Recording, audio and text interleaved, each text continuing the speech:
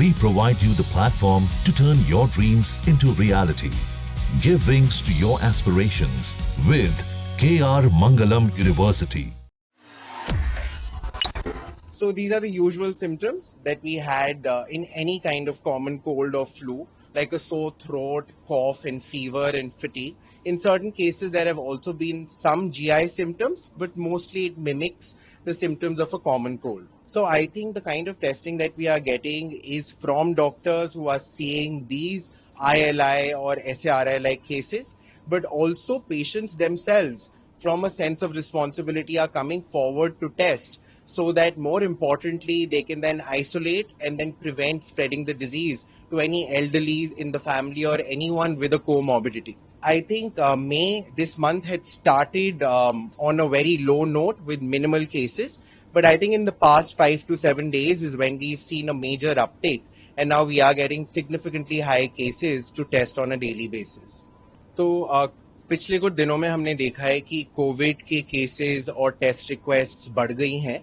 और ज़्यादातर ये जो केसेस हैं ये ओमिक्रॉन का ही एक सब लीनेज है, जिस वेरिएंट का नाम है BA.286, उसी के सब वेरिएंट्स या डिसेंडेंट्स हैं ये दो प्रकार के पाए गए हैं, एंड एक है JN1 और इसके अलावा ऑल्सो NB181 या LF7, ये दोनों वेरिएंट्स भी पाए गए हैं.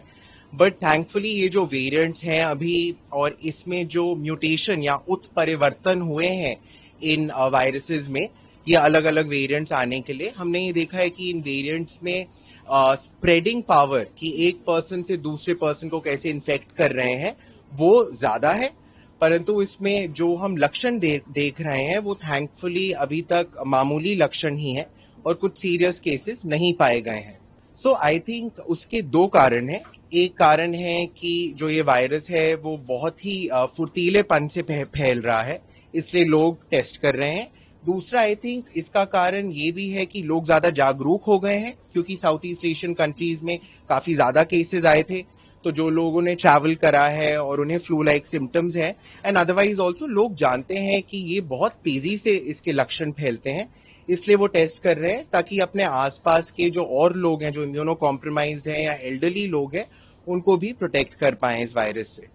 तो इसके जो लक्षण हैं वो तो कॉमन फ्लू लाइक ही हैं अभी, बट आई थिंक इसमें अति महत्वपूर्ण है कि जिसको भी ये लक्षण हो वो तुरंत अपने डॉक्टर से कंसल्ट करें या टेस्ट करें, और अगर टेस्ट पॉजिटिव आए तो आइसोलेट करें. और आई थिंक इसमें ज्यादा जिम्मेदारी की बात है कि किसी को अगर लग रहा है कि उन्हें ऐसे फ्लू लाइक सिम्टम्स है तो वो आगे आए, टेस्ट करें, एंड देन उसके बाद प्रिवेंट करें कि ये और किसी को ना ट्रांसमिट हो.